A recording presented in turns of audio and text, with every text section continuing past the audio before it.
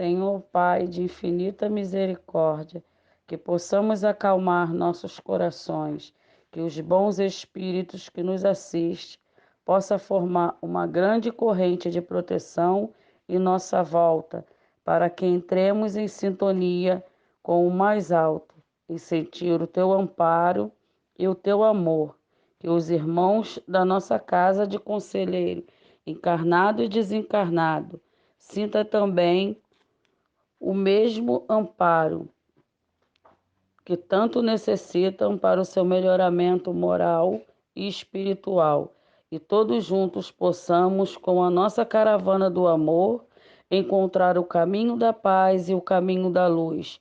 Que assim seja, graças a Deus. Boa noite, irmãos. Boa noite, meus irmãos. Que a paz de Jesus possa nos envolver mais uma vez, que os nossos benfeitores possam entrar em nossos lares, trazendo a paz e a harmonia que tanto necessitamos. Nós agradecemos a prece feita pela nossa irmã e que Deus nos ajude na compreensão do estudo dessa noite. Nós vamos dar continuidade ao estudo do Evangelho segundo o Espiritismo, né? Vamos dar continuidade no capítulo 24. Nós estamos falando sobre não coloqueis a candeia debaixo do alqueire, a candeia debaixo do alqueire, porque Jesus falava por parábolas. Nosso estudo dessa noite vai ser somente do item 6. Então nós vamos à leitura primeiro e depois nós vamos tentar entender, né, o que está escrito, tentar entender o contexto. Então, vamos lá, vamos à leitura. Pergunta-se: que benefícios o povo poderia obter de todas essas parábolas, cujo sentido permanecia oculto para ele? Observa-se que Jesus só se exprimia com parábolas sobre as partes de alguma forma abstratas da sua doutrina. Mas, tendo feito da caridade para com o próximo e da humildade a condição expressa para a salvação, tudo o que ele disse a esse respeito está perfeitamente claro, explícito e sem dúvidas.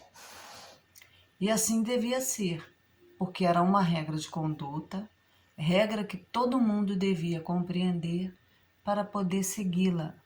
Isso era o essencial para a multidão ignorante, a qual Jesus se limitava a dizer: eis o que é preciso fazer para ganhar o reino dos céus. Então, meus irmãos, se nós formos pesquisar, nós veremos que essa forma de passar o ensinamento através de parábolas, isso já era uma tradição dos gregos, né? Uma tradição hebraica também. Então Jesus, ele não queria trazer uma nova forma de passar os ensinamentos. Ele respeitava os costumes, as tradições, sempre fez questão de respeitar os costumes e as tradições, né, do povo hebreu, dos judeus, e ele queria trazer a doutrina, né, de uma forma, numa linguagem que já era habitual para o povo, né, ouvir. E as parábolas, elas têm uma linguagem conotativa. Elas dão margem para que você, né, com a figura de linguagem que é usada, com as metáforas, com os símbolos, elas dão margem para que você possa utilizar da sua imaginação, ouvindo aquela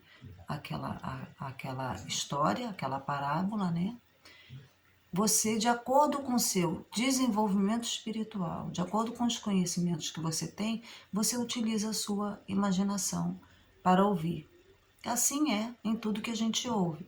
Quando a gente ouve uma história, quando a gente lê um livro, quando a gente recebe uma mensagem, né, através da mediunidade, nós sempre imaginamos, né, aquela imagem, aquela mensagem, aquilo que a gente lê, a gente cria na nossa mente uma imagem para aquilo que está sendo passado para a gente. E Jesus falava por parábolas, era uma linguagem que para o povo da época era muito difícil de ser entendida, apesar dele ter a preocupação de usar sempre símbolos, né, do cotidiano, né, situações assim que fossem ali normais, do convívio da época, linguagem que o povo pudesse fazer comparações e entender mais ou menos o que ele queria dizer, mas sempre ele deixava, né, de forma implícita, né, a mensagem verdadeira, porque o povo não estava preparado ainda para ouvir realmente a verdadeira mensagem que tinha por trás daquilo. Vocês imaginam um povo que vive numa época, né, que sempre teve a tradição de seguir os mandamentos, né, que é olho por olho, né, aqueles mandamentos, olho por olho, dente por dente, se sua mão é motivo de escândalo, cortai-a, apedrejai, aqueles ensinamentos bem ainda próprios para o povo, para o desenvolvimento do povo naquela época. Jesus estava trazendo uma mensagem diferente, de dar a outra face, de perdoar aquele que vos fere. Então ele não podia simplesmente chegar e trazer essa mensagem assim, de forma aberta, porque o povo não iria entender e iria ficar assim espantadíssimo. Que absurdo é esse? Como é que eu vou dar outra face a alguém que me machucou? Como é que eu vou perdoar alguém que me magoou? Né? Como é que eu não vou responder com a mesma moeda aquele que causou mal a mim, a meu familiar? Era essa preocupação de Jesus a trazer na parábola alguns ensinamentos ainda bem implícitos, de forma que o povo não pudesse compreender. Mas, ao mesmo tempo, ele trazia de forma bem clara, sem ambiguidade nenhuma, o ensinamento primordial, né? Que é a caridade e a humildade, porque esses ensinamentos, eles independem de desenvolvimento espiritual, de desenvolvimento social. Qualquer pessoa é capaz de doar-se, de fazer caridade. Qualquer pessoa pode ser humilde, humilde no sentido de respeitar o outro, de não se sobrepor ao outro, de respeitar a colocação do outro, a vida do outro, respeitando a forma como as pessoas vivem, a religião que as pessoas têm. Entendeu? Isso é ser humilde, é calar-se, é saber ficar calado no momento necessário, é saber se colocar no momento em que realmente se deve colocar, fazer caridade, doar aquilo que você tem, nem que seja através de uma prece, de uma palavra. Isso qualquer pessoa, não precisa ter um intelecto muito desenvolvido para fazer essas doações. Então, nisso ele era bem claro, ele procurava deixar bem claro, mas ele não passava totalmente a sua mensagem, não deixava explícita totalmente a doutrina que ele estava trazendo, não é? Então, esse é o primeiro trecho, né, desse item que nós tentamos aqui abordar mais ou menos de forma que fique compreensível, né, para a gente poder entender por que ele falava por parábolas. Ele que dizia que a candeia deveria ficar sob o velador para que iluminasse a todos, como é que ele então se coloca dessa forma, ocultando algumas coisas? Por que que numa hora ele fala uma coisa, outra hora ele fala outra? Não é isso. Apenas ele não ocultava, ele reservava alguns ensinamentos para o futuro, para que quando o povo estivesse realmente em condições de entender aquilo, aquilo seria lido de forma que o povo conseguiria entender, né? As coisas são passadas gradativamente. A mensagem era passada gradativamente. Ele trazia o contexto, né? Trazia o texto, mas do contexto ele era sendo observado durante toda a caminhada, né, do espírito, de acordo com o desenvolvimento espiritual, intelectual e moral de cada um. Até hoje é assim. Então, essa é o primeiro parágrafo, né, a primeira parte desse item 6. Nós vamos agora à outra parte. Bem, então vamos lá. O segundo trecho diz o seguinte: sobre as outras questões, apenas para os seus discípulos, desenvolvia o seu pensamento, porque, sendo eles mais avançados, moral e intelectualmente, Jesus podia iniciá-los nas verdades mais abstratas. Essa é a razão por que lhes disse: aqueles que já têm, ainda mais será dado. Entretanto, mesmo com seus apóstolos, Jesus falou de modo superficial sobre muitos pontos, cuja compreensão estava reservada a tempos futuros. Foram esses pontos que deram lugar a interpretações tão diversas, até que a ciência de um lado e o espiritismo de outro vieram revelar as novas leis da natureza que fizeram com que se compreendesse o seu verdadeiro significado. Então aqui nós vamos pensar o seguinte, né? Vamos tentar entender quem eram, né, os discípulos de Jesus, né? Os apóstolos que ele convidou. Se ele convidou esses 12 apóstolos, eram homens comuns também, homens do povo, ninguém tinha posição de destaque. Por que ele convidou esses 12? Qual era a diferença dele para todos aqueles que estavam reunidos ali ouvindo aquelas parábolas? O que eles tinham de diferente? A gente tem que entender que Jesus era um espírito, é um espírito superior. É um espírito que tem uma visão quintessenciada. Ele tem uma dupla vista, ele vê através da alma. Então, ele já foi direto, quando ele fazia o chamamento, quando ele chama Felipe, quando ele chama André, quando ele vai chamando e imediatamente eles vão abandonando aquilo que está sendo feito, até Mateus, né? Que era o cobrador de impostos, imediatamente abandona aquilo que está fazendo e segue-o. Porque era uma coisa assim, como se fosse uma coisa assim, sabe? Que busca, que te puxa e você vai, porque você já veio com aquela missão. Aqui. Ele chamava porque ele já sabia, esses são os meus apóstolos. Chama e eles já iam. Então isso a gente consegue entender. Por que somente para os apóstolos, né, ele falava de forma mais aberta sobre aquelas parábolas que eram difíceis de ser interpretadas? Que os apóstolos perguntavam a ele: por que, mestre, que fala por parábolas para eles?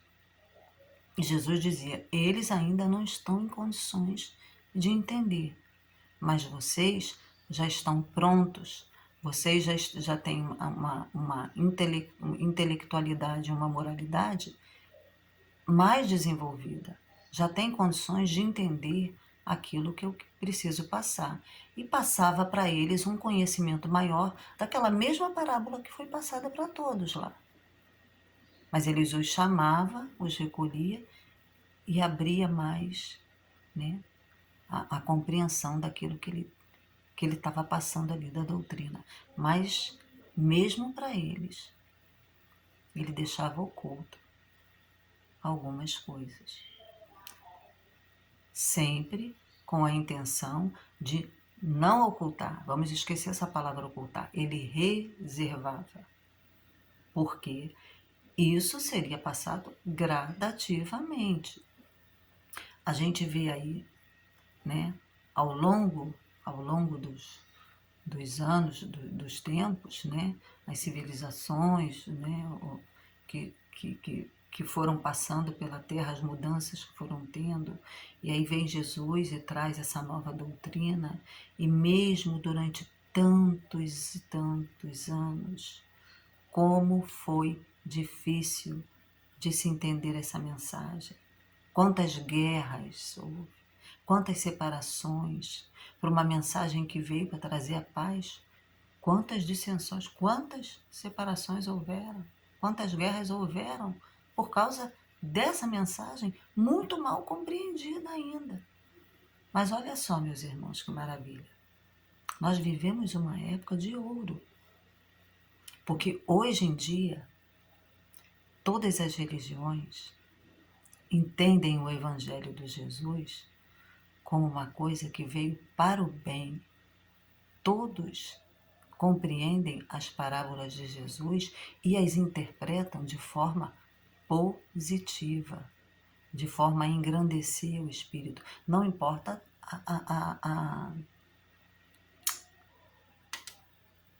interpretação que cada religião tem, mas todas elas, em comum, todas elas, são sempre interpretações para o bem, que elevam a alma, que inspiram o espírito a seguir adiante, a se desenvolver, a se enriquecer, a buscar melhorar-se moralmente. E como diz aqui no texto, aqueles que já têm, ainda mais será dado. O que quer dizer isso?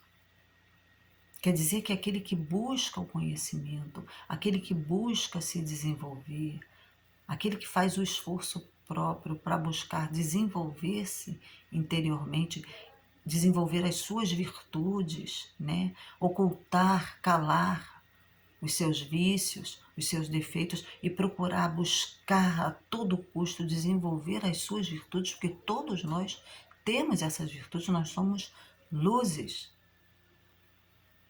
nós somos candeias vivas. Honório Abreu, tem uma palestra de Honório Abreu, que ele faz uma colocação muito interessante. Ele diz que nós somos luzes, né? Nós fomos criados espíritos iluminados, que à medida que a gente foi descendo para poder penetrar os reinos, né? E irmos o espírito ir desenvolvendo passo a passo nos reinos mineral, vegetal, animal, hominal, que à medida que o homem ia se desenvolvendo, ele veio, essa luz foi se apagando e foi novamente, o homem foi desenvolvendo, acendendo essas luzes novamente, à medida que ele ia passando por esses reinos. Porque nós precisávamos passar pelas experiências, mérito próprio. O espírito precisa desenvolver em si a essência, né, dessa luz. Ser essa luz, não ter, ser essa luz. É muito interessante essa palestra de Honório Abreu, que ele explica sobre isso. Então aqui nós entendemos quando ele fala aqueles que têm ainda mais será dado, porque quando nós atingimos uma certa compreensão, um certo desenvolvimento moral, nós naturalmente vivenciamos as experiências e as dificuldades mais tranquilamente, de forma mais harmoniosa, mais resignados. Ao passo que aquele que se nega a conhecer as verdades, que se nega a buscar a sua autotransformação, que não quer mudar, que insiste em ser o que é, porque eu sou assim, você é assim sempre, essas pessoas que pouco têm, mais lhes é tirado. Porque eles vão perdendo cada vez mais as oportunidades que estão ao nosso dispor, né? Nós vivemos num planeta que é uma candeia viva. Nós somos as luzes dessa candeia. Nós temos que ir acendendo para poder iluminar o planeta inteiro. Essa é a intenção de Jesus ao falar dessa parábola, que nós precisamos desenvolver em nós, né, essa luz, deixar que essa luz vá se acendendo e que nós devemos ser candeias vivas, devemos espalhar Devemos passar adiante aquilo que nós sabemos, aquilo que nós descobrimos, aquilo que nos trouxe conforto, que nos trouxe uma verdade, que facilita a nossa compreensão. Nós não podemos ocultar, guardar para nós, porque nós temos esse hábito. Não vou passar isso adiante, não, porque aí eu vou, assim, me coloco como superior àquela pessoa, porque eu sei mais do que ela. Não, não é para ser assim. É para a gente passar adiante tudo o que a gente sabe. Se você descobriu algo que te fez bem, passe adiante. Passe adiante. É isso que ele fala. Não guarde para si, não oculte, entendeu? E nem faça reservas, não. É para você passar adiante. Quem tinha condições de fazer reserva era Jesus. Nós não temos, não. Nós temos que passar adiante. Então, meus irmãos, para finalizar esse nosso estudo, eu vou ler um trechinho aqui de uma mensagem de Emmanuel, que está no livro Palavras de Vida Eterna. Eu vou ler um trechinho só da mensagem que eu achei muito interessante, só o trechinho final porque a gente já está com o tempo esgotando. Então, eu vou ler o trechinho final, o parágrafo final dessa mensagem dele. Ele fala assim: saibamos assim lubrificar as engrenagens da audição com o óleo do amor puro, a fim de que a nossa língua traduza o idioma da compreensão e da paciência, do otimismo e da caridade, porque nem sempre o nosso julgamento é o julgamento da lei divina. E conforme asseverou o Cristo de Deus, não há propósito oculto ou atividade transitoriamente escondida que não hajam de vir à luz.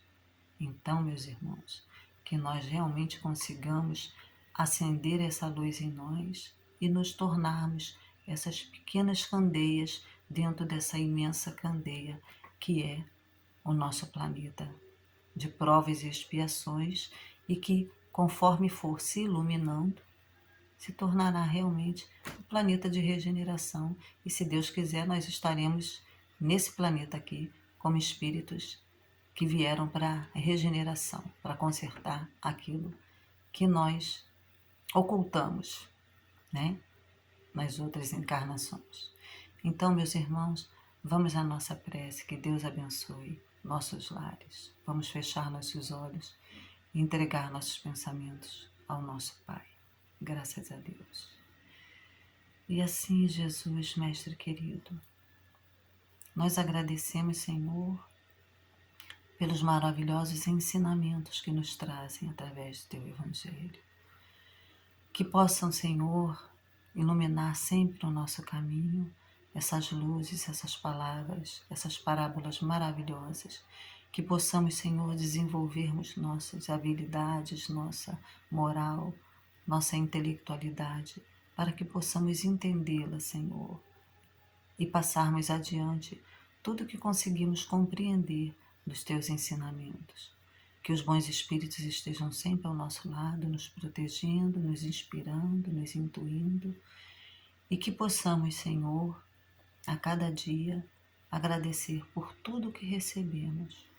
Mas pedimos-te ainda, Senhor, esteja conosco, agora e sempre, abençoando-nos, protegendo-nos e enviando-nos a Tua luz, o Teu amor. Que assim seja. Graças a Deus. Obrigada, meus irmãos, e até um próximo encontro, se Deus permitir. Graças a Deus.